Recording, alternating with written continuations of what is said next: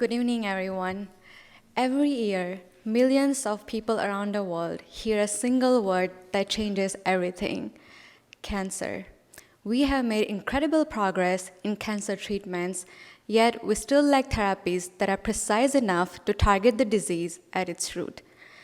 In order to do that, we have to zoom in all the way inside our cells.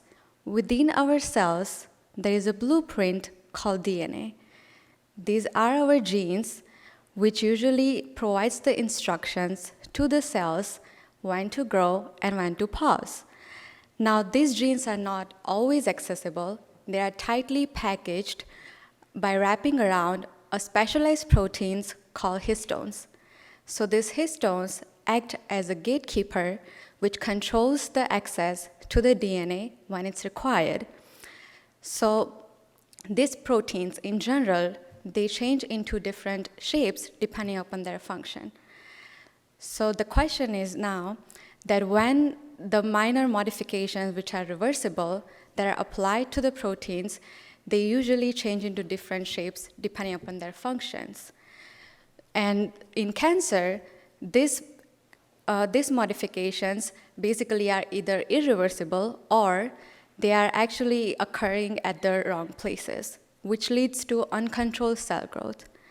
So my dissertation question is inspired based on this. And the question that I asked is that are these minor modifications that occurs on the protein that simply allow the access to the DNA, or do they actually reshape the protein itself? To answer that, I used a computer-based method called molecular dynamics simulation. So think of it as you're watching a movie where you can see every atom inside the proteins move over the period of time. And we applied this method for both modified and unmodified protein systems for about 8 systems. And what I found was striking. I found that histone doesn't just stay into one shape, it changes the shape over the period of time upon modifications. But how do we know which one of these shapes actually really matter? In order to answer that, I used the simulation data to quantify by using a mathematical model with machine learning and computer programming analysis.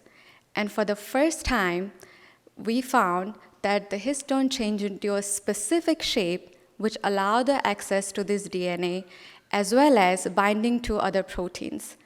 So the final key takeaway from my research is that it identifies a specific shape of the histone proteins that allows the access to our genes as well as binding to other proteins that are involved in the cellular processes as well as those that are targeted for cancer treatments and other therapies.